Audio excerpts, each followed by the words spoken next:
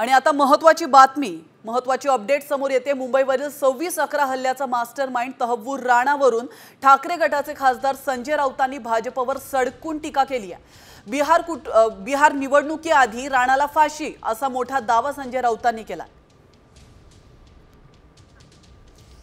की हा जो राणा आहे त्याला या देशामध्ये खटला चालवण्यासाठी आणि खटला चालवून त्याला फासावर लटकवण्यासाठी आणलेला आहे की क्रेडिट घ्यायला आणलेलं आहे।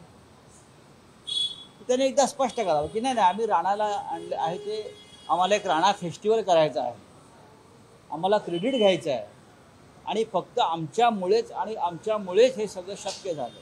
बिहारच्या आणि पश्चिम बंगालच्या निवडणुकांच्या आधी या राणाला फासावर देतील आणि संपूर्ण देशामध्ये परत तो राणा फेस्टिवल साजरा करेल, ही यांची योजना आहे।